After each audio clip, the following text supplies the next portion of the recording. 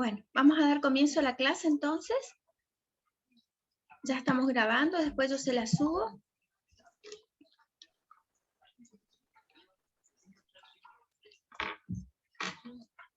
Entonces, la clase de hoy corresponde a lo que tiene que ver con el desarrollo de los genitales. Cuando hablamos de genitales, hablamos específicamente de órganos reproductores internos y órganos reproductores externos, ¿sí?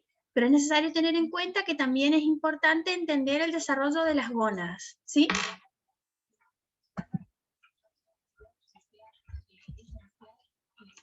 Entonces, el fitness en genética hace referencia a la eficacia biológica.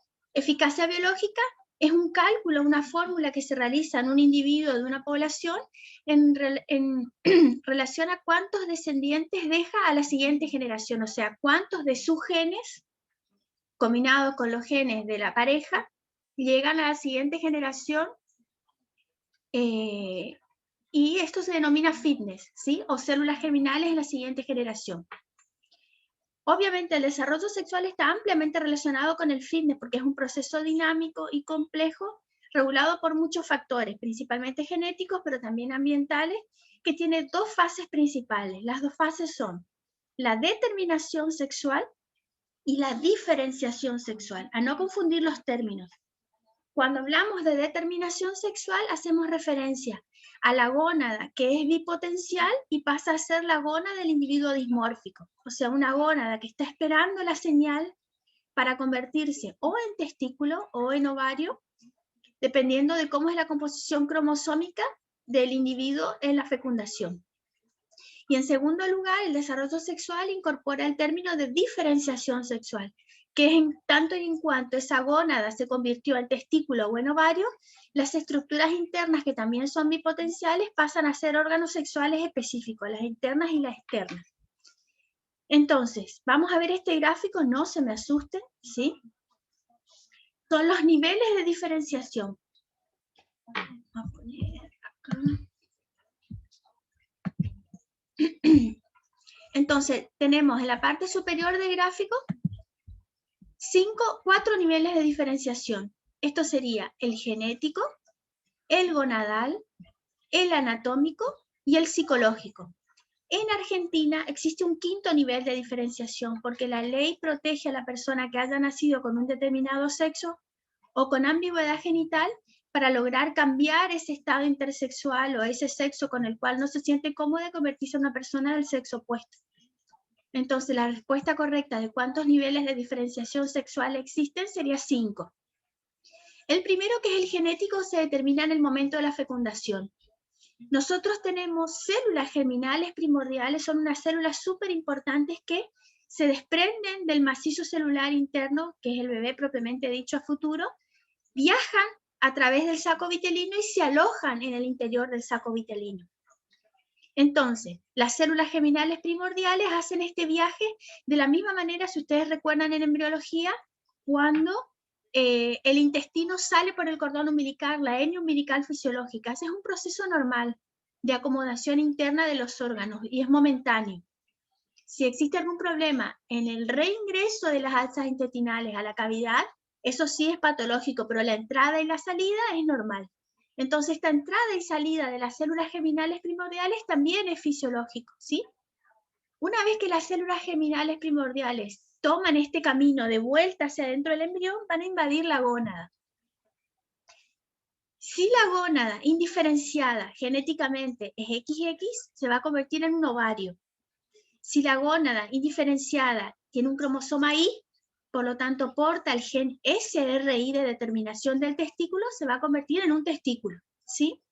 Y si las células germinales primordiales no invaden la gónada, son personas totalmente normales, ¿sí? Con ciertas características físicas por la falta de andrógeno, pero que lo principal es que son infértiles. La gónada no se desarrolla ante la ausencia del ingreso de las células germinales primordiales. Entonces pasamos del primer nivel, que es el genético, que se determinó en el momento de la fecundación y del reingreso de estas células germinales primordiales, al segundo nivel, que es el gonadal. Esta gónada bipotencial se va a convertir o en ovario o en testículo, dependiendo de la presencia o la ausencia de determinados factores.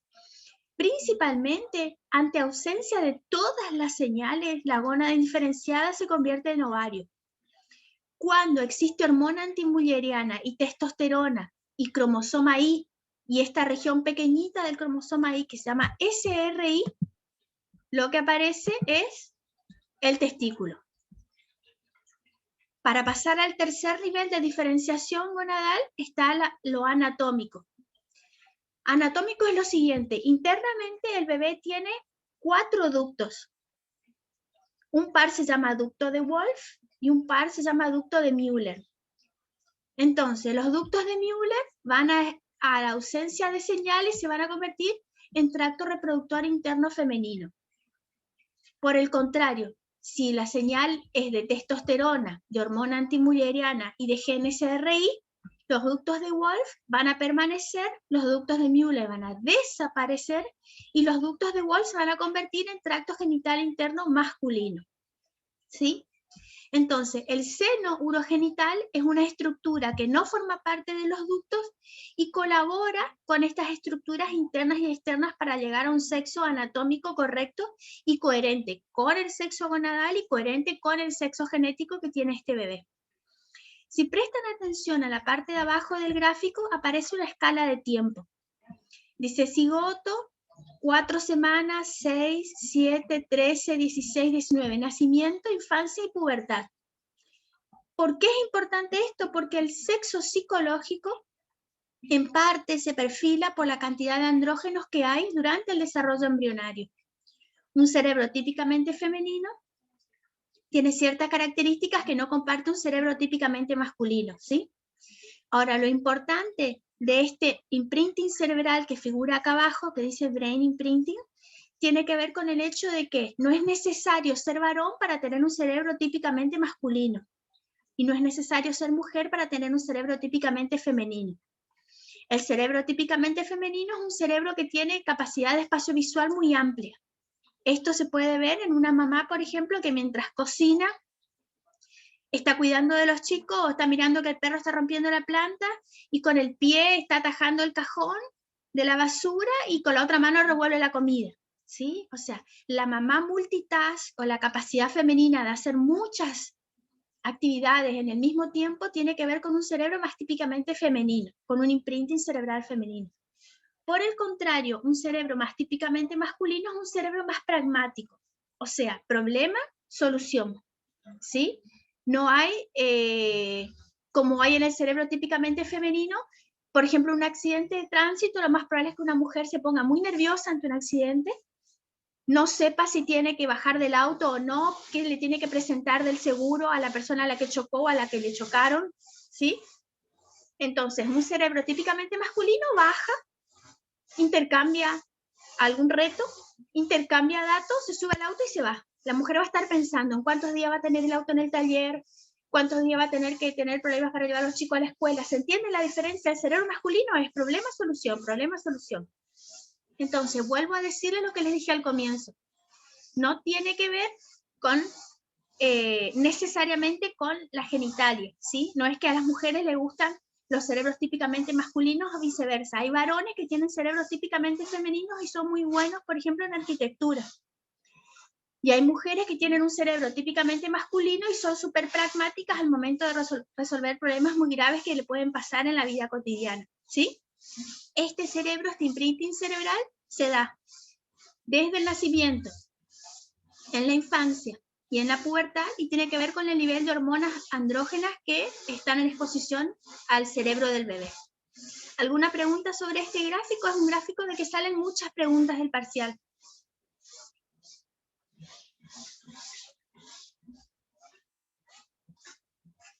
Entonces, cuando yo sumo diferenciación y determinación para tener el desarrollo sexual, entiendo lo siguiente.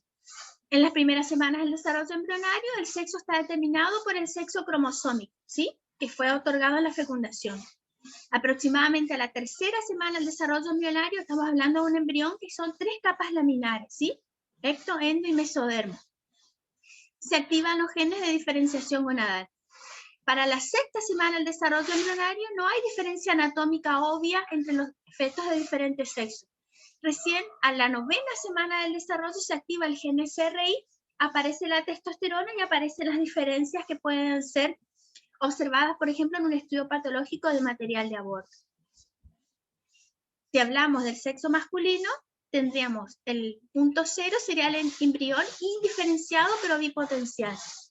Adquiere progresivamente características masculinas que se reflejan en una gónada específica, que es el testículo, el tracto genital interno y externo típicamente masculino. ¿Sí? La diferenciación sexual, entonces, es todo un proceso que lleva bastante tiempo y que implica cuál fue el cromosoma que recibió en la fecundación mediante el espermatozoide. Saben que los óvulos son siempre X, son los espermatozoides que son o X o Y, o sea que es el papá el que determina el sexo fetal. Eso determina si se forman testículos u ovarios, cómo es el tracto genital y cómo son los genitales externos. Todo este proceso complejo se llama de diferenciación sexual. Entonces, yo les había contado que en el bebé de pocas semanas de edad gestacional, que es bipotencial, puede responder tanto a andrógenos como a la falta completa de señales para ser un bebé de sexo masculino o un bebé de sexo femenino. Tiene estos dos ductos o pares de ductos. Los ductos de Wolf van a dar lugar al epidídimo, los vasos y los ductos deferentes y la vesícula seminal. Ya los ductos de Müller van a dar lugar a la genitalia interna femenina. Son las trompas de falopio, el útero, el cuello uterino y la porción superior del canal vaginal. ¿Por qué solo la porción superior del canal vaginal? Porque la inferior va a estar dada por el seno urogenital. Si recuerdan del slide anterior, es el otro contribuyente embriológico a la genitalia interna masculina y femenina. Bueno, en este gráfico estamos observando en la parte superior este bebé bipotencial. Ya tiene un sexo cromosómico asignado, pero su gónada todavía no respondió a ser testículo u ovario. En azul los ductos de Wolf, en rojo los ductos de Müller. Fíjense que en la región más cefálica de los ductos de Müller están por fuera. Y en la región más caudal del sistema urogenital, los ductos de Müller están por dentro, ¿sí? Entonces, ante la presencia de hormonas masculinas, como sea la hormona antimülleriana, que es este MIS que están viendo acá, la testosterona y genes específicos que están en el cromosoma Y, todo este sistema bipotencial se va a convertir en epidídimo, vesícula seminal, ductos deferentes y testículos. Por el contrario, ante la ausencia de hormonas, se va a convertir en una genitalia interna femenina. Los gónadas van a ser ovarios, las trompas de falopio van a aparecer, el útero, la porción más cefálica, más caudal del útero, y solamente la porción cefálica del canal vaginal. Estas son diferentes anomalías que podemos observar en relación a que estos ductos de Müller en su descenso y en su fusión y en su encuentro para formar una única cavidad tengan errores, ¿sí? Ciertas malformaciones son, por ejemplo, el útero de Delfo, que tiene 2 aberturas de canal, ¿sí? Aguanta un minuto, voy a cerrar la puerta.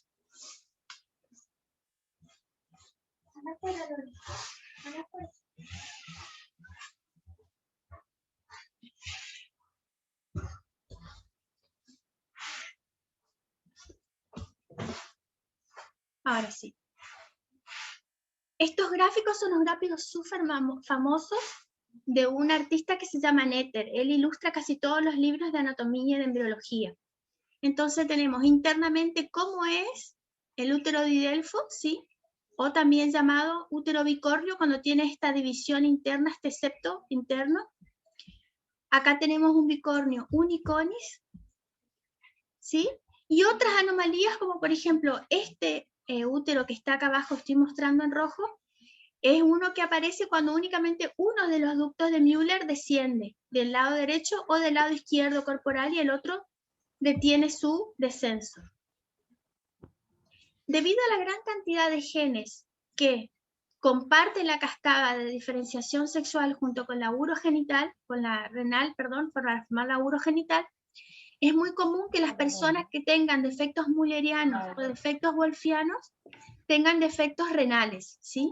El 40%, o sea, 4 de cada 10 personas tienen defectos en los riñones. ¿Qué es lo más frecuente que se observa? Por ejemplo, la agenesia renal unilateral, Ustedes saben que la agenesia renal bilateral es letal, se llama síndrome de Potter. Pero la agenesia renal unilateral, ese riñón que permanece, No, se llama síndrome de Potter, hipertrofia y compensa la función del síndrome que no está, del riñón que no está. Otra anomalía es el riñón ectópico y la tercera más frecuente es el riñón en herradura, ¿sí? Que son riñones funcionales, solamente que están mal posicionados. Y en relación a las gónadas, lo que tenemos es que la gónada indiferenciada tiene dos partes principales, una corteza y una médula. La corteza es la parte más externa, ¿sí? Y es la que responde a las señales de aparato reproductor femenino. Es la corteza la que permanece, responde a las hormonas femeninas y se convierte en ovario, ¿sí? Junto con los ductos mullerianos. Por el contrario, cuando tenemos sexo cromosómico XY, no es la corteza la que forma la gónada ya madura, sino la médula de esta gónada indiferenciada que va a formar el testículo, ¿sí? En respuesta a testosterona y sus receptores de superficie. Estos son ejemplos para tener en cuenta en relación a que no es simplemente la presencia o la ausencia de cromosomas lo que determina toda la cascada de determinación del sexo. Es algo mucho más complejo y tiene genes que mapean tanto en los cromosomas sexuales como genes que mapean en los autosomas. Para tener ideas sobre, por ejemplo, el aporte del cromosoma Y, les puse este PowerPoint, este slide es nuevo, no está en las clases pasadas, y tiene la comparación, por ejemplo, el cromosoma X tiene alrededor de 900 genes, ¿sí? El cromosoma Y es mucho más pequeño en tamaño y en número de genes. Tiene aproximadamente, dependiendo de la bibliografía que elijan, 50 a 60 genes. Es importante, otro dato interesante sobre el cromosoma Y, es que es posible hacer estudios de genealogía y hacer trazabilidad a través del hombre usando el cromosoma Y para llegar a un antecesor o a un ancestral varón de muchas generaciones previas, ¿sí? Todos los individuos que son XY pueden ser relacionados a un único ancestral que probablemente vivió 300.000 años atrás. Algo similar se puede hacer en relación con las mitocondrias cuando hacemos trazabilidad de las mujeres, ¿sí? Eso vamos a ver más adelante. ¿Y qué es lo que tiene el cromosoma Y? Entre muchos de estos 50, 60 genes que contribuyen a la diferenciación sexual, está el cromosoma, el gen SRY o determinante de la masculinidad o del testículo. Es el gen principal o que gatilla toda la cascada de eventos que da lugar a que se forme el testículo y los genitales internos y externos masculinos se desarrollen. Si existe una mutación en el gen SRY, este individuo, a pesar de tener cromosoma Y, lo más probable es que se desarrolle con un sexo o ambiguo o femenino, ¿sí? Otra cosa importante, si el gen SRY se trasloca, se cambia de lugar a un autosoma o al cromosoma X, a pesar de que este individuo no tenga cromosoma Y, por tener el gen SRY se va a desarrollar a varón. Acá están las pares de bases del cromosoma Y, que más o menos ya les dije, la cantidad de genes. Dependiendo de la bibliografía van a encontrar cerca de 50 genes, ¿sí? Y específicamente el gen SRY es un gen de un único exón. Mapea para 204 aminoácidos, ¿sí? Codifica 204 aminoácidos, que es el que tiene esa función específica de determinante del testículo.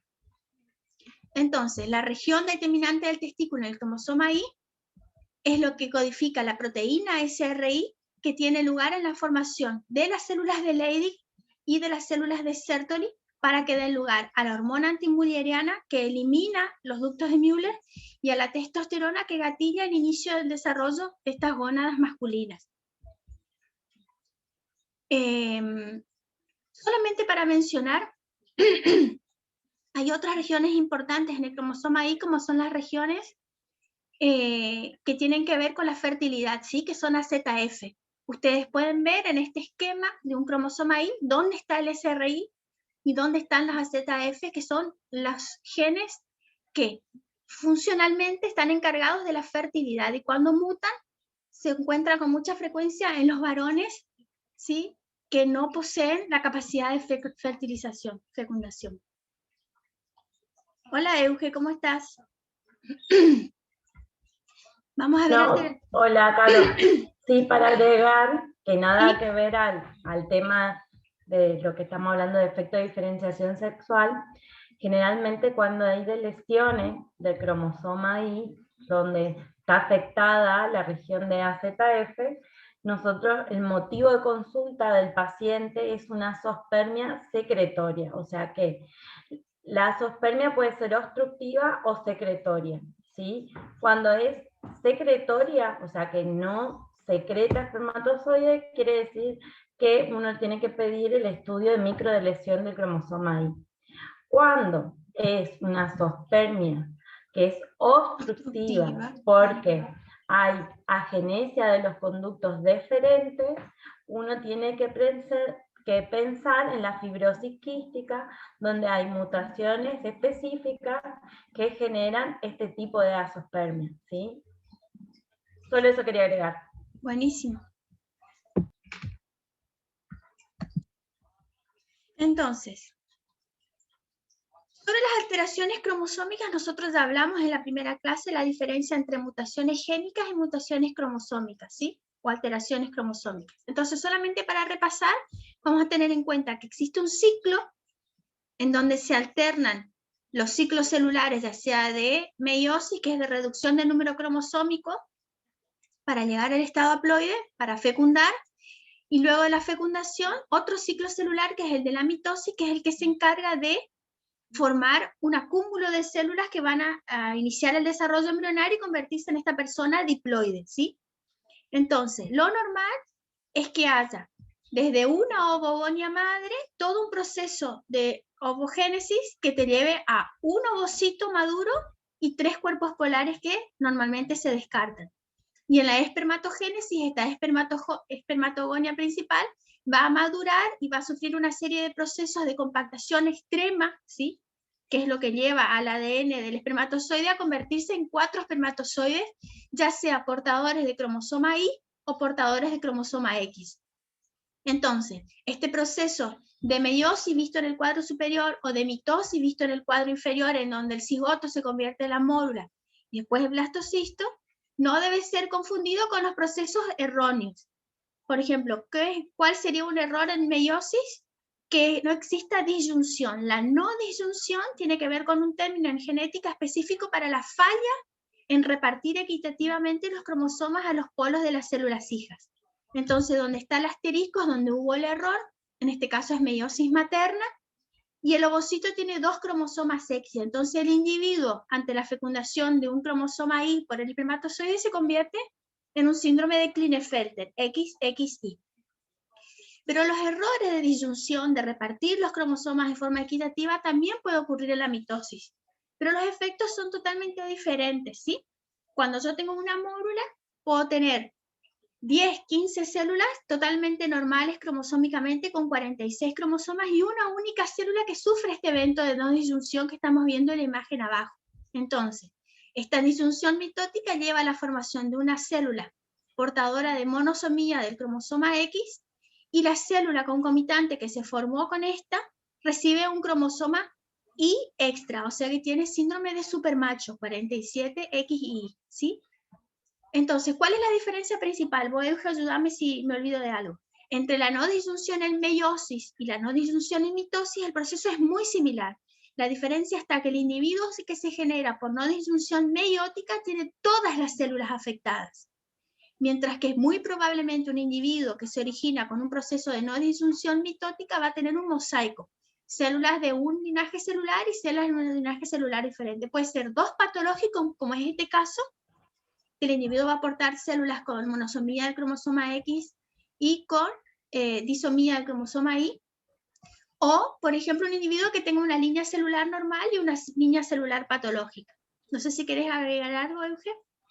No, eso es lo que vos dijiste, que es el evento posigoto. Después que se formó el cigoto, se produjo un error de la distribución de la información genética y genera este tipo de alteración, que es lo que llamamos mosaico. Correcto. Que en el individuo va a haber células normales y células patológicas, o en este caso, como hay monosomía del X, y en el otro hay células que son 47XY, ¿sí? Pero vieron que ese error fue después que se convirtió el cigoto. El cigoto era una célula de 46XY, era una célula normal. Para ejemplificar, tenemos este cariotipo que es un cario muy viejo, ¿sí? De tinción convencional, es una foto de un libro muy viejo, pero tiene en 3 círculos la manera en que se puede encontrar un mosaico. Fíjense que este individuo tiene 1, 2, 3 cromosomas X y un cromosoma Y. Pero no es que el 100% de sus células es triple XY. Tiene un 15% de las células en donde no hay corpúsculo de Barr. La ausencia de corpúsculo de Barr implica que hay un único cromosoma X en esas células que no puede estar inactivo por el sistema de compensación de dosis. Entonces, el único X presente está activo. Un 45% de las células tiene un corpúsculo de Barr, que es esta heterocromatina constitutiva que está pegada a la membrana del núcleo. ¿Qué es corpúsculo de Barr? Preguntan los chicos. Esta manchita que está acá es el corpúsculo de Barr. Heterocromatina constitutiva que se silencia, no se usa y se pega a la membrana interna del núcleo y permanece de esta manera. Por el contrario, hay una tercera línea celular que tiene 2 cromosomas X silenciados, 2 corpúsculos de Barr. Entonces este 40% equivale a células que tienen 3 cromosomas X. 1 que está activo y 2 que están silenciados convertidos en corpúsculo de Barr. ¿Sí? Entonces, yo cuando veo estos círculos, que obviamente no es la manera en que nosotros recibimos los resultados de mosaico, pero es una forma gráfica de explicar para que el alumno entienda, este individuo tiene 15% de las células normales XY, 45% de las células anormales XXY, y 40% de las células también anormales XXXY. ¿Se entendió lo del corpúsculo de Barr? ¿Hay alguna pregunta?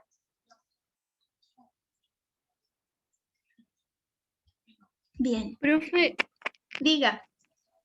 los corpúsculos de Barr era lo que nosotros asociábamos con el sistema de compensación. Correcto, correcto. Ah, ok, Sí, eso no era. exacto. Sí, porque imagínense nosotros las mujeres, teniendo 2 cromosomas X, que tenemos la misma cantidad de genes, estaríamos como duplicado nuestro material genético a nivel sexual, a nivel de los pares sexuales, ¿sí? Entonces, sí o sí la naturaleza, ¿qué hizo? No. ¿Cómo van a tener sobreexpresión estos genes? Silencio uno y activo otro. ¿Cómo lo silencia? Con la heterocromatina, que es el corpúsculo de Barr. Bien. Este sistema de compensación de dosis explica, en parte, por qué es mucho más grave tener una trisomía de autosomas que tener una trisomía de cromosomas sexuales. La mayoría de los recién nacidos portadores de anomalías cromosómicas en los autosomas tienen un fenotipo muy robusto, muy florido o muy grave que es imposible o muy difícil que pase desapercibido para el ojo del neonatólogo.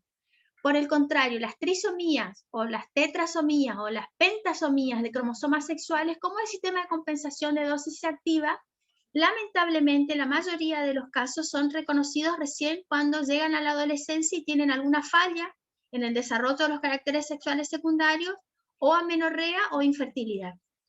O sea, las dos cosas son graves, pero es mucho más grave ser portador de una anomalía cromosómica que afecte los autosomas que los cromosomas sexuales a nivel del fenotipo que expresa el paciente. Claro. ¿Está bien? Y de la misma Sí. manera, tener una delesión es mucho más grave que tener una duplicación. El sistema del genoma compensa de alguna manera este material extra, tiene un fenotipo específico obviamente, pero no es tan grave como el de la delesión ante la falta del material genético. ¿Hay alguna pregunta sobre esto? No sé, Ejo, si querés agregar algo. No, está perfecto lo que dijiste. Buenísimo. Entonces vamos a arrancar con los defectos de diferenciación sexual. Van a encontrar siglas como DSD o ADS, si todos significan lo mismo. Y son condiciones congénitas, o sea, que aparecen al momento del nacimiento, no necesariamente hereditarias, ¿sí? No es necesariamente que la mamá porte el defecto y que el hijito nazca con lo mismo, en las cuales hay una disarmonía o una falla de comunicación entre lo que conocemos como sexo cromosómico, sexo de las gónadas y el sexo anatómico. ¿Sí? Perfecto. Entonces, el desarrollo sexual que comienza dentro del útero depende de una gran coordinación de secuencias espaciotemporal de factores que activan o reprimen genes. Entonces, las DSD son defectos congénitos que resultan de esta discordancia entre un cromosoma sexual, el sexo de la gónada y el sexo fenotípico. Es realmente muy importante, es una urgencia en genética y promueve interrogantes tanto médicos, quirúrgicos, éticos, psicosociales, físicos para el especialista, para el afectado y para su familia. Fíjese la incidencia, 1 en cada 1000 a 1 en cada 4500, o sea, la frecuencia es considerada elevada, ¿sí? No tanto como para verlos con frecuencia en las salas de neonatología, Claro, pero sí como para que sea importante que ustedes conozcan la información. Sí. Como ya les dije, es una urgencia en genética, necesita inmediata colaboración de trabajo multidisciplinar y es un problema para todos los participantes, ¿sí? Entonces, es necesario tener en cuenta algunos factores cuando se elige el sexo de este bebé que porta este defecto de diferenciación sexual. Vamos a ver qué significa el riesgo de malignización gonadal, cómo es su función endocrina, si puede alcanzar o no una función sexual, ¿sí? Cómo está su impronta androgénica, que es lo que hablamos al comienzo de la clase en relación a qué tipo de cerebro puede tener, un perfil más masculino o más femenino, si potencialmente puede llegar algún día a tener hijos o no, si puede acceder a cirugías reparadoras y por supuesto los deseos y las expectativas de los padres, aunque no es podríamos decir, Euge, la decisión final no es que tienen los padres, ¿no? Por suerte antes no era ante un genital ambiguo o un DCD que nacía, nosotros ya como que la urgencia era asignarle un sexo. La realidad es que hoy en día, gracias a Dios, la ciencia avanzó y nosotros sabemos que el sexo que le podemos asignar lo puede llegar a decidir el día de mañana el paciente, ¿sí? Nosotros podemos poner nombres indiferenciados, que sean nombres ambiguos, tanto para el sexo femenino y masculino, ir viendo la parte hormonal, nos da tiempo, ir viendo la parte de sexual, ¿sí? Porque también es importante que ese órgano reproductivo cumpla una función y que sea no dañino para ese paciente. Entonces, el sexo no es algo que a nosotros nos apura, ¿sí? A diferencia de entender la causa y a diferencia de lo que es, si hay gónadas masculinas intraabdominales, hay riesgo de cáncer. Entonces eso sí es lo que tenemos que solucionar. Ahora, la colocación del sexo, o sea, del género, mejor dicho, si es femenino o masculino, para nosotros no es una urgencia, es algo que el paciente lo va a ir construyendo y va a ser seguido y tratado a lo largo del tiempo, si el diagnóstico es desde el nacimiento que lo venimos evaluando, y es la persona junto con su equipo médico el que lo va a decidir el género que mejor se ve o se cree que es, ¿sí? Bien. Entonces, los defectos de diferenciación sexual son un montón de enfermedades, ¿sí? Patologías que tienen alguna de las etapas de desarrollo fetal alteradas, ya sea la parte de la determinación del cariotipo, de los cromosomas sexuales, de la conversión de esa gónada indiferenciada en un testículo funcional o un ovario funcional, y el sexo genital interno y externo. El factor etiológico primordialmente genético o más específicamente monogénico, ¿sí?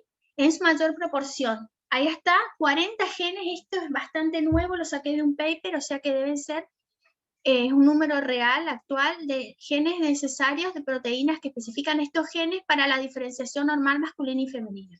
Recuerden que no todos estos genes mapean en los cromosomas sexuales, otros mapean en los autosomas. Y es necesario para llegar a un diagnóstico, que no es algo sencillo, la conjunción de estudios clínicos, bioquímicos y la determinación del cariotipo, que es una de las patas fundamentales. Entonces, espectro, este abanico, esta gran cantidad de cosas que nosotros podemos encontrar en neonatología puede ser algo muy simple y muy sutil, como una hipospadia, ¿sí? Que es la abertura del meato urinario que tiene que estar en el pene, en la abertura normal de la uretra, en el extremo cefálico, y se encuentra por debajo del mismo, cuando más próximo a la pared corporal más grave, la hipospadia. Puede ser la hiperplasia suprarrenal congénita, que es la alteración en uno de los eslabones metabólicos que tiene que ver con la función de las suprarrenales. Puede ser insensibilidad a los andrógenos, que tiene que ver con los receptores de superficie de esa gónada indiferenciada que tienen que recibir la señal. Si hay testosterona circulando y el receptor de la testosterona está alterado, esa gónada va a entender que tiene que convertirse en ovario, a pesar de que haya cromosoma Y y a pesar de que haya gen SRI, la señal no ingresa a la gónada y se convierte en ovario. Y después los casos más extremos que con antigüedad se denominaban hermafroditas o hermafroditas verdaderos. Actualmente esa denominación se considera peyorativa, desde 2006 no se usa. Recibe la denominación de digenesia gonadales mixtas. Son personas que realmente portan ambos sexos. No sé si quieres agregar algo más, Euge. No, que la hipospadia es una anomalía congénita, es un signo, ¿sí? Al examen físico, que lo vemos a menudo en niños totalmente sanos, ¿sí? Cuando el descenso del meato urinario está cerca de lo que es la unión balano-prepucial, ¿sí? Cuanto más descendida está la hipospadia, más riesgo de que tenga alguna alteración para pensar en un defecto de diferenciación sexual. Entonces, en las hipospadias severas, nosotros pedimos cariotipo, que la hipospadia severa, no sé si ahí está en el cuadrito, es cuando el orificio está acá abajo. Ahí abajo, sí. Justo con lo que es la base del pene con la unión de los testículos, ¿sí? Entonces, ahí, cuando nosotros lo encontramos ahí, en el grado 2 o grado 3, nosotros pedimos cariotipo, por esto de que hablaba acá. La hiperplasia suprarrenal congénita es una entidad de herencia autosómica recesiva. ¿Qué pasa acá? El cariotipo puede ser XX, o sea, femenino, y con la alteración de las glándulas suprarrenales que están aumentadas de tamaño, hace que haya más testosterona circulante. En etapa fetal, ¿qué hace? Que la testosterona esté aumentada, hace que ese genital que venía codificado para ser femenino se virilice, ¿sí? O sea, se convierta en algo que parece varón. Es más, los labios mayores se llegan a unir muchas veces, ¿sí? En su grado de presentación más extremo. Y la hiperplasia suprarrenal congénita es importante que ustedes entiendan, porque esta manifestación de genitales ambiguos y la perdedora de sal son niños que se pueden llegar a morir en el momento del nacimiento, ¿sí? Entonces, por eso también la importancia, porque tiene un tratamiento y que por eso está la pesquisa en el FEI, en la pesquisa perinatológica. ¿Está? ¿Se entendió esa parte? ¿Sí? Uno dándole hormonas, estas mujeres, ¿sí? Los genitales se pueden llegar a ir acomodando, inhibiendo la testosterona, ¿sí? La insensibilidad a andrógenos, como bien lo dijo Caro, ¿sí? El cariotipo va a ser siempre masculino, XY. El tema es que hay los receptores a los andrógenos es lo que está alterado, ¿sí? La insensibilidad. Es como que está el receptor, pero la llave es diferente. Ustedes habrán visto en bioquímica que para que ingrese la molécula, ¿sí? La hormona, y tenga su efecto, tiene que tener la hormona un receptor. La hormona, que es el andrógeno, el receptor no encaja, ¿sí? Tiene insensibilidad a este andrógeno, entonces el andrógeno no ingresa a la célula y la anatomía, ¿sí? Altera de este bebé que viene codificado varón. Entonces, si la insensibilidad es total al andrógeno, no va a haber ninguna hormona androgénica que actúe sobre la anatomía de este bebé. Entonces, ¿cómo lo voy a evaluar fenotípicamente? Va a tener genitales femeninos, ¿sí? Pero con cariotipo XY. Y los andrógenos van a estar altos, porque no se pueden unir al receptor y no pueden actuar. Existe una manera también parcial a la sensibilidad a los andrógenos, que hay hormonas que sí se unen con su receptor y hormonas que no. Entonces es aquí que los genitales, el fenotipo de los síndromes de insensibilidad parcial a andrógeno va a ser ambiguo. Vamos a encontrar pene, vamos a encontrar labios mayores, ¿sí? Va a generar esa ambigüedad. Cuando uno examina un genital ambiguo, no puede llegar a definir con lo que ve si es femenino o masculino, ¿sí? Y el que siempre digo que es leve, que es el que menos vemos, que realmente genera duda que exista, es aquel que tiene insensibilidad leve a los andrógenos, que son varones, ¿sí? Con andrógenos, pueden llegar a tener un hipogonadismo hipergonadotrófico, porque tienen las hormonas muy elevadas, ¿sí? Y es XY. Y bueno, como dijo Caro, los defectos de diferenciación mixta, vamos a encontrar genitales que podemos encontrar ovotestis, material ovárico con testículo en una misma gónada, ¿sí? Profe, una pregunta. En la hipersensibilidad, entonces completa, donde los órganos se manifiestan como femeninos, ¿se lo toma como sexo femenino y después se dan cuenta de...? Claro, el motivo de consulta va a ser esa mujer que no puede ser mamá. Y nosotros vamos a ver una mujer, capaz que no va a tener tanto desarrollo de los órganos sexuales femeninos, a lo mejor no va a tener mucha glándula mamaria, y eso viene por infertilidad, ¿sí? Y nosotros le hacemos un cariotipo y nos encontramos que el cariotipo es XY.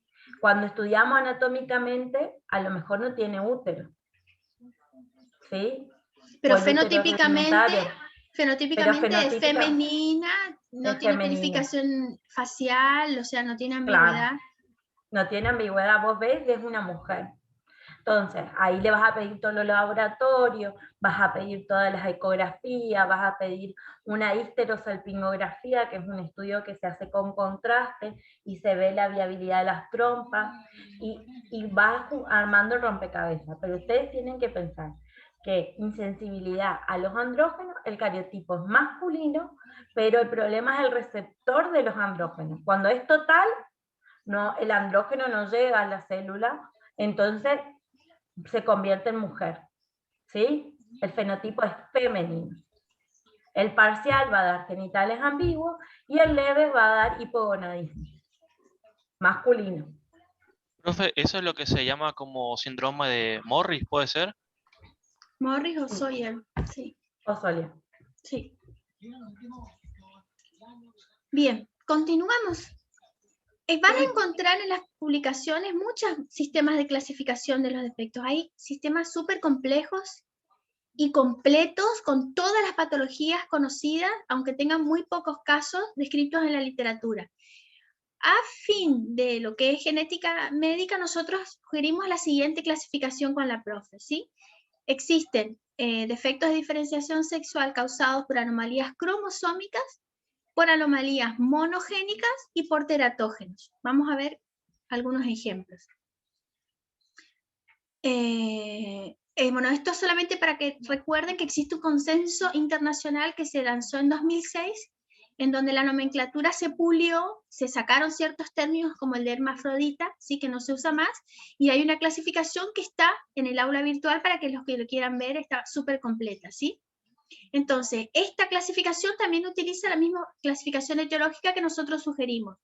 Las anomalías de los cromosomas sexuales, cuando el cariotipo es típicamente femenino y hay ambigüedad genital, o el fenotipo es masculino, y cuando el cariotipo es típicamente masculino y de vuelta lo mismo, o hay ambigüedad genital o el fenotipo es femenino, ¿sí? Entonces, esto es más o menos lo mismo con algunos ejemplos. Ustedes ya vieron de síndrome de Turner, síndrome de Klinefelter, no los vamos a volver a ver, ¿sí? Vamos a ver hiperplasia suprarrenal congénita, síndrome de Morris o de Sawyer, ¿sí? Y otros defectos no tan frecuentes. Fíjense esta clasificación. De los defectos de anormalidades de cromosomas sexuales, vuelve a repetir, monosomía del cromosoma X en línea pura y ciertas variantes como ser anillos o translocaciones o mosaicos.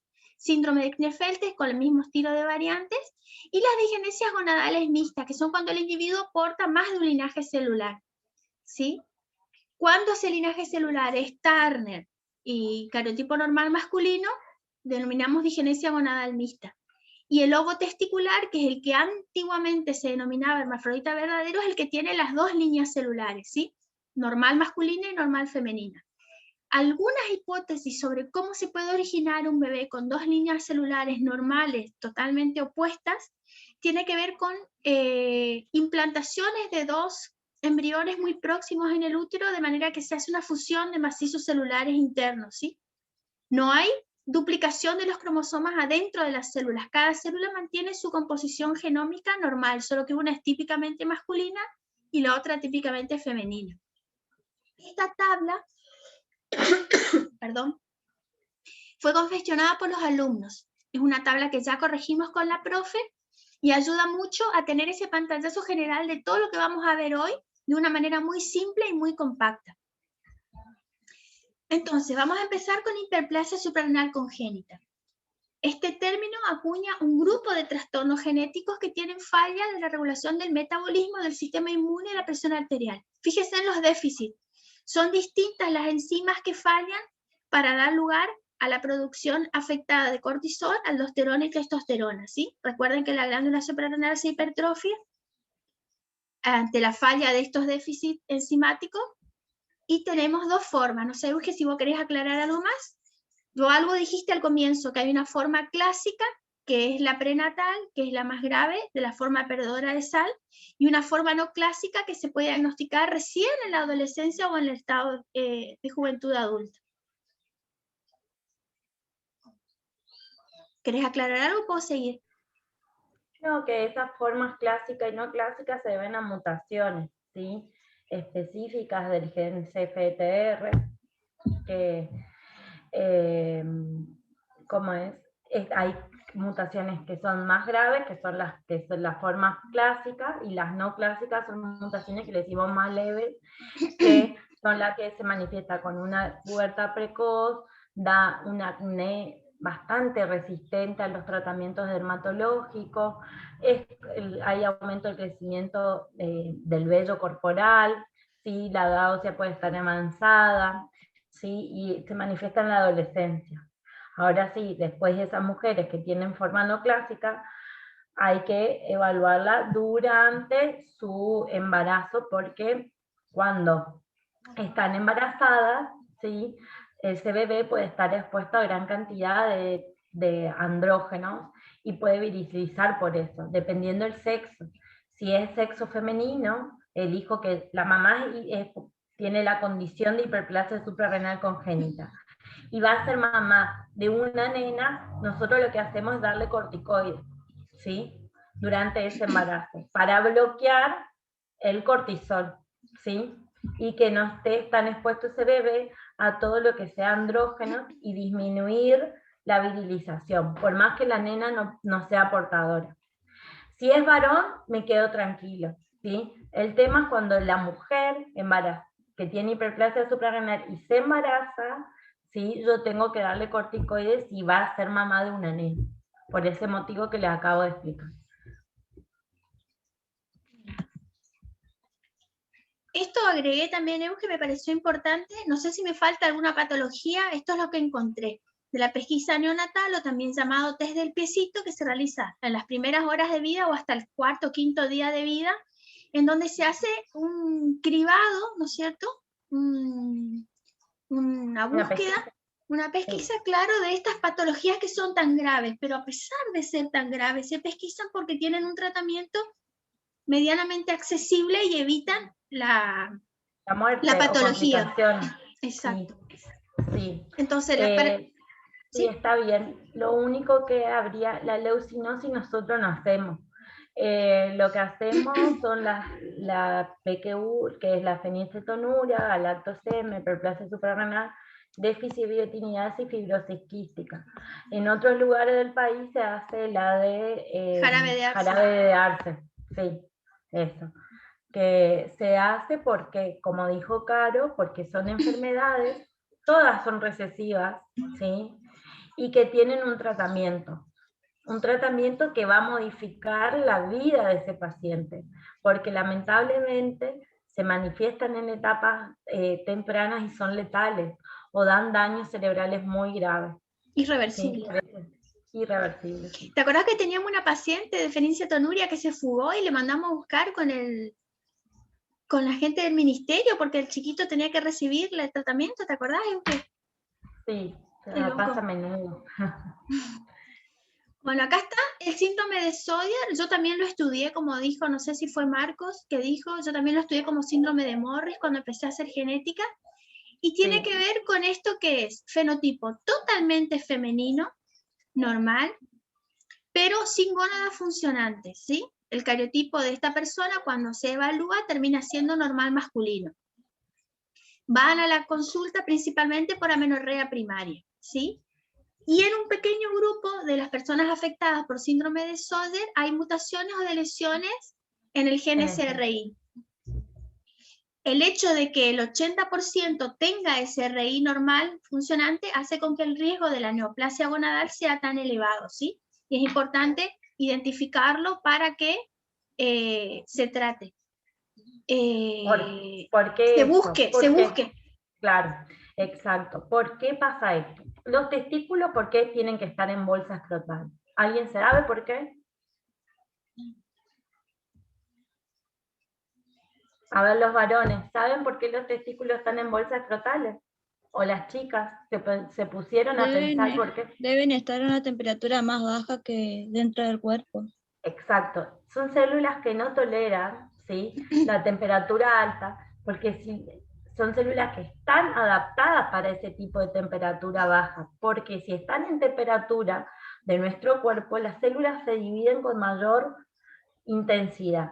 ¿Y qué es el cáncer? La división celular incontrolada. Entonces, nosotros, siempre que tenemos un defecto de diferenciación sexual y es XY, inmediatamente tengo que ir a buscar las gónadas y asegurarme a través de imágenes de que esas gónadas no estén intraabdominal, porque si llegan a estar intraabdominal hay riesgo de que haga gonadoblastoma y que ese paciente fallezca por negligencia médica. ¿Sí? Ese es un concepto que tienen que tenerlo bien claro. Claro, la importancia del ligamento suspensor del testículo para alejarlo en los días de mucho calor y acercarlo en los días de frío para que esa temperatura se regule y las células se mantengan en un índice mitótico normal, no súper de división alta, digamos. Y eso también en los niños que tienen criptorquidia y que el pediatra dice, no, ya va a bajar, espera un año más, no, ya va a bajar, y así llegan hasta los 8 y nunca descendieron los testículos, y esos testículos pueden tener riesgo de gonadoblastoma. No sé cuál es tu criterio, Euge, de lo máximo que se puede esperar para el descenso. Lo que dice la bibliografía es entre el año y los 2 años. Más de eso no podés esperar. Ahí hay que hacerlo quirúrgico. Bien. Bueno, y acá tenemos el verdadero hermafrodita.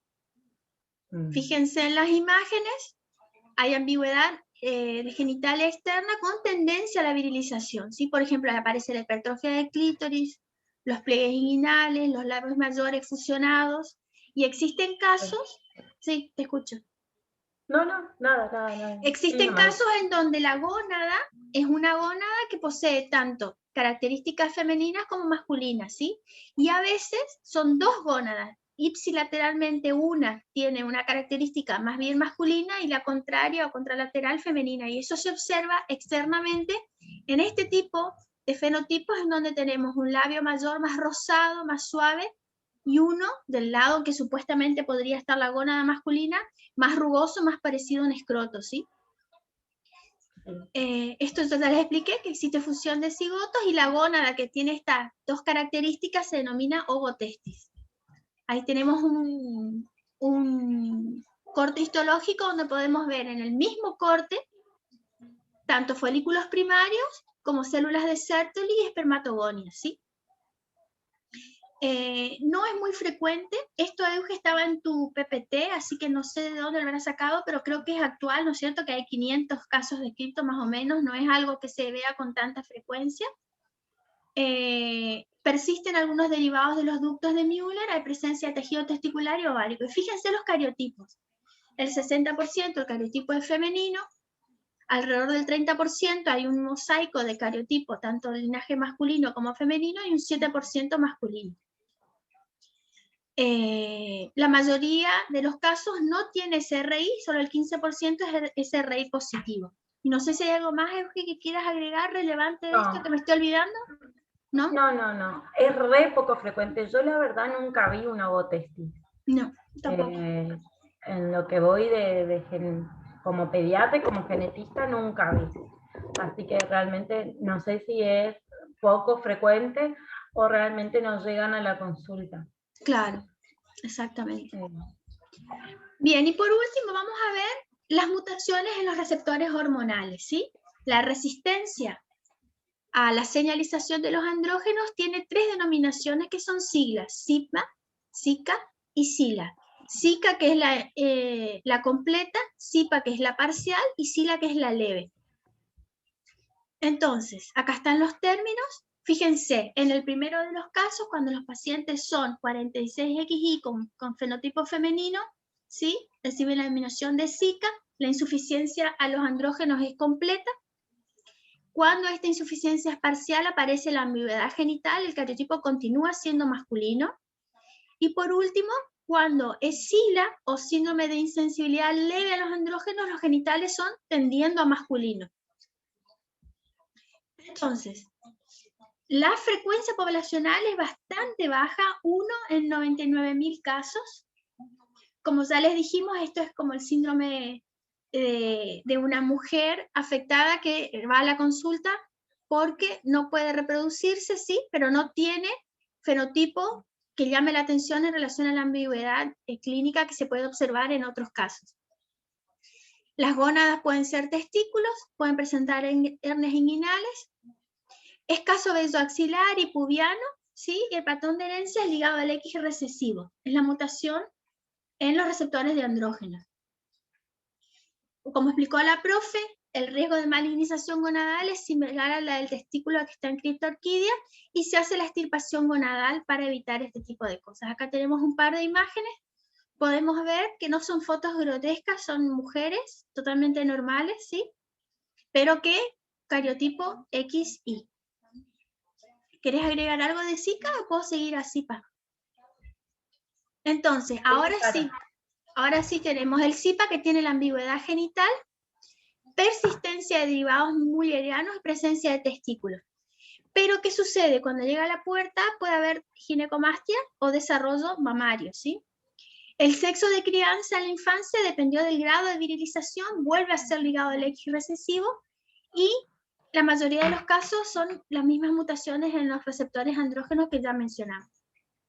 Fíjense que la foto ya muestra que parece más un varón con desarrollo mamario, hipoplasia de genitales, que el caso anterior, que era fenotipo típicamente femenino.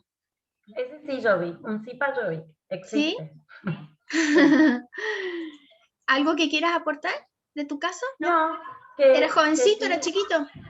Era adolescente, adolescente ya joven, 17 años, que consulta porque tenía asignado el género femenino, pero él realmente no se sentía el género femenino, pero tenía mamas y tenía genitales que también él no quería observarse, que tampoco eran masculinos. Totalmente el impacto psicológico era terrible, no se lo podía tocar, él mismo se revisaba y te mostraba sus genitales, y sí, era un SIPA, porque cuando le hacemos el cariotipo nos dio XY y le decimos el perfil hormonal y tenía los andrógenos muy aumentados.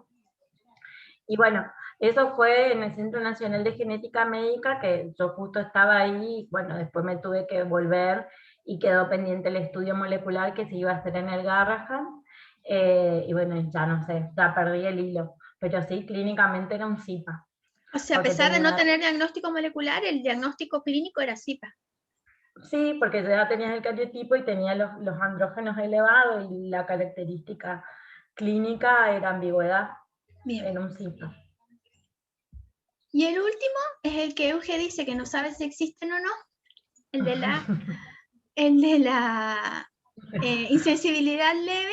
Fíjense que la prevalencia no está establecida. Yo estimo, esto es una impresión personal, de que si existen casos son tan pocos que no da para hacer una estadística.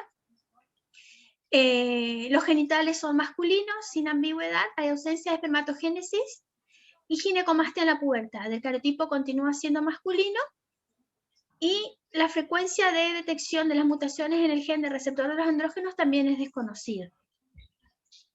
Entonces, para que ustedes terminen la clase de hoy, deben resolver un cuestionario que está en el aula virtual. Definir los defectos de diferenciación sexual, ver la frecuencia poblacional de los defectos. Esto es importante, mencionar 2 momentos con ejemplos donde puede ser diagnosticado un DSD durante el ciclo de vida de un paciente. Si eso está todo en el material bibliográfico que la profe les eligió y les puso el paper en el aula virtual. ¿Cuál es el riesgo de tumores gonadales? ¿A qué hace referencia el término disforia de género?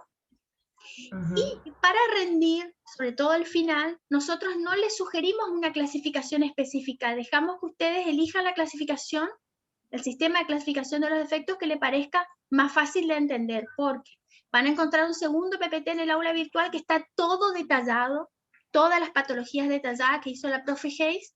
Entonces puede ser un poco confuso diferenciar los distintos tipos de patología. Entonces ustedes elijan el sistema de clasificación que les parezca más adecuado y ese es el que va a ser evaluado en el final. Explicar por qué la ambigüedad genital es una emergencia en genética médica y listar al menos nombres, no necesariamente ubicaciones donde mapean los genes, si son autosómicos o son ligados al X, de los genes que están involucrados como causantes de los defectos de diferenciación sexual. ¿Sí? Esto está todo en el paper que la profe le eligió y está la clase de ella también, que es mucho más larga que esta.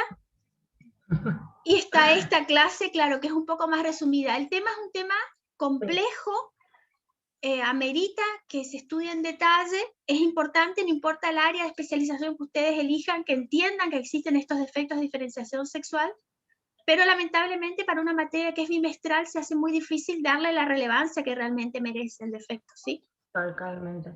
No, y también entender, plantearse ustedes, ya prácticamente son médicos, le quedan muy poco tiempo para recibirse, entonces plantearse ustedes en el momento del consultorio, independientemente de la especialidad y eso que ustedes quieran decidir el día de mañana, pero plantearse, bueno, viene un paciente con genitales ambiguos, ¿qué tengo que hacer?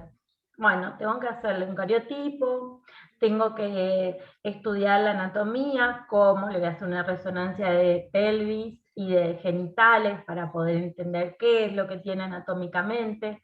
Voy a pedirle un perfil hormonal, voy a pedirle testosterona, todo andrógeno, cortisol, cortisona, todo lo que sea, todo el perfil hormonal. Bueno, ¿qué tengo? Bueno, y el cariotipo. Bueno, una vez que tengo todo esto de estudio, que estudié la parte cromosómica, la parte anatómica, la parte hormonal, ahí voy jugando. Bueno, el cariotipo me dio XY, pero físicamente parece mujer. El fenotipo también es importante en la exploración física. Y las hormonas me dio una enterada, bueno, esto es lo más probable que sea un síndrome de insensibilidad a andrógeno. ¿Sí? Esos cuadritos ustedes tienen que rellenar para poder entender cuál es la patología que tienen que pensar. Pero ustedes tienen que pensar como médicos ya, no como estudiantes. Ustedes tienen que plantearse de la posibilidad en cualquier momento de su profesión que lleguen estos pacientes y habla muy bien de la calidad profesional o la excelencia profesional a la que uno quiere llegar, de poder entender y poder saber y dirigir, ¿sí?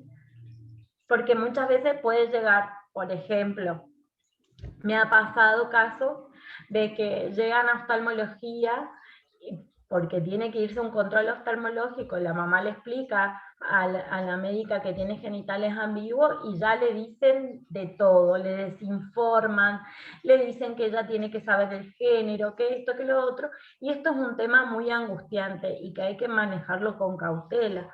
A lo mejor para el paciente, si es desde nacimiento, no genera tanto conflicto, pero para los padres, imagínense no poder designarle un sexo a su hijo o hija, ¿sí? Entonces genera un conflicto psicológico y emocional en el aspecto familiar, ¿sí? Por ejemplo, le voy a contar un caso como para redondear esto, que siempre a veces los casos son interesantes. Llega en pediatría una nena que fue abusada por su papá con 6 añitos. El tema que se tuvo que hacerle una colonostomía porque tuvo mucho desgarro. Cuando le hacen la cirugía, la intervención, ven que el útero era que no tenía útero. Entonces me hacen la consulta de por qué no tenía útero. Lo más probable que nosotros pensamos un defecto mulleriano, pero igual le pedimos cariotipo. Tenía vagina del tercio inferior, ¿sí? Anatómicamente, a la exploración parecía genitales externos femeninos, en ningún momento parecía masculino. Pero el cariotipo dio XY. ¿Sí? Entonces, imagínense que vino abusada, nada que ver, fue el motivo de consulta. Fue totalmente un hallazgo la ambigüedad, que tenga cariotipo de XY, que solo tenga vagina. Y si uno se pone a pensar, por eso se produjo el desgarro, porque ella tenía solo el tercio inferior de la vagina, no tiene útero, no tiene ovario. ¿Sí? Entonces, ¿qué hicimos? Buscamos gónadas, vimos que no tenga gónadas, exploraron en una segunda intervención para ver si podían hacer anastomosis del colon, ¿sí? Y ahí pudieron explorar, no encontraron ni centilla de trompas, ni nada que se parezca a un ovario, ni a un testículo. Entonces coincide la clínica con lo que es la parte de imágenes, y es un cariotipo 46XY. Lo dejo para que piensen a ver qué diagnóstico piensan, si coinciden con el mío. Después también tuve un síndrome de sobrecrecimiento, con diagnóstico prenatal de sobrecrecimiento. Le hicimos punción. Sobrecrecimiento quiere decir que era más grande para la edad gestacional, ¿sí? El peso, la talla, las medidas de los huesitos eran más grandes. Y veían que el hígado y el vaso estaba aumentado de tamaño. Y los genitales, si bien parecía una hipospadia, nosotros prenatalmente les llamamos como ambigüedad, porque realmente no ha pasado que aquello que parecía una hipospadia realmente era una hipertrofia de clítoris. Entonces lo definimos como genitales ambiguos y le hicimos un cariotipo. El cariotipo me dio masculino.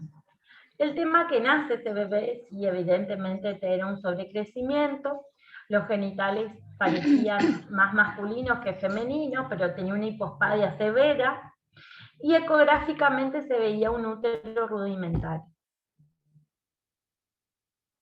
Hicimos todos los estudios, le hicimos resonancia, descartamos que haya gónada, que haya ovario, que haya testículo intraabdominal, le hicimos una resonancia, se ve el útero rudimentario. El síndrome de sobrecrecimiento es el síndrome Simpson-Golabi, que generalmente no se manifiesta con ambigüedad, pero este gen que ocasiona el Simpson-Golabi se expresa en los cordones sexuales y renales en etapas embrionarias.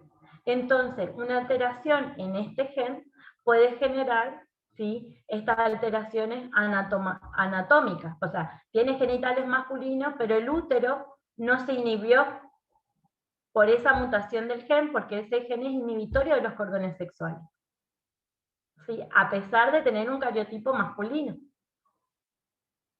Y bueno, hay re poco descritos con casos de genitales, con presencia de útero el Simpson-Golabi.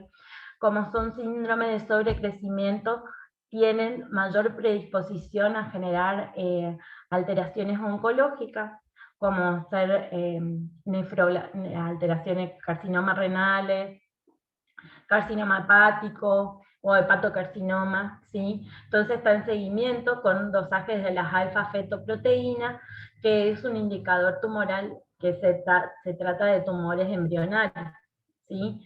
No, la verdad en este paciente las alfa-fetoproteínas están triplicadas, pero no hemos podido encontrar todavía alguna alteración oncológica. Estamos trabajando con el oncólogo en conjunto, tiene los riñones aumentados de tamaño, pero su función renal es normal. Lo que creemos que en algún momento se puede disparar el tumor a nivel renal por esas alfa-fetoproteínas altas. Pero bueno, por el momento estamos evaluando y no tiene tumores, pero tiene útero y una hipospadia severa, y con un cariotipo XY.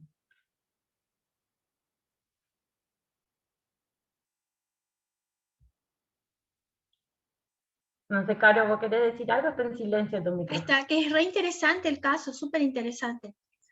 Sí, súper interesante.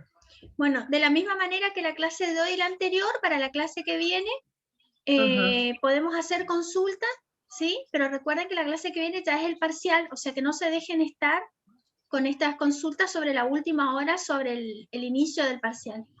¿Ustedes Sí. para el parcial? Sí.